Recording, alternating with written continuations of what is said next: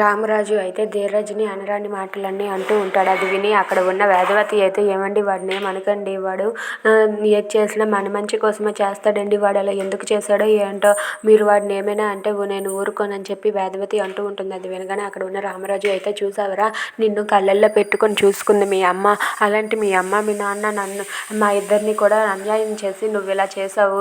మా ఇన్నాళ్ళు నేను 25 ఏళ్ళుగా నేను నా పరువును కాపాడుకొని వచ్చాను. మొన్న వీళ్ళిద్దరి పెళ్లి చేసి సగం పరువు తీసావు. ఇప్పుడు నువ్వు ప్రేమను పెళ్లి చేసుకొని ఇంకా పూర్తి పరువును తీసేసావు.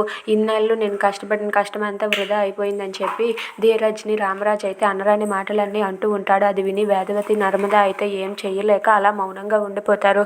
ఇక అక్కడ ఉన్న రామరాజు అయితే, ఇక నువ్వు నా దృష్టిలో చనిపోయినట్టే, నువ్వు నా చిన్న కొడుకు చనిపోయాడని నేను అనుకుంటాను, నువ్వు ఎంత పని చేస్తావని నేను అస్సలు అనుకోలేదని చెప్పి రామరాజు ధీరజ్ని తిడుతూ ఉంటాడు. అది విని వేదవతి అయితే ఒక్కసారిగా షాక్ అయిపోతుంది. ఏమండి వాడిని ఏం అనద్దండి, వాడు ఏం చేసినా మన మంచి కోసం చేస్తాడు కదా, వాడిని ఏం అనద్దు అని చెప్పి అంటూ ఉంటుంది. అయినా సరే రామరాజు ధీరజ్ని అపార్థం చేసుకొని ధీరజ్ని అయితే అనరాని మాటలన్నీ అంటూ ఉంటాడు. అదంతా విని వేదవతి అయితే తట్టుకోలేక ఏడుస్తూ ఉంటుంది. Thanks for watching friends. Please subscribe our channel.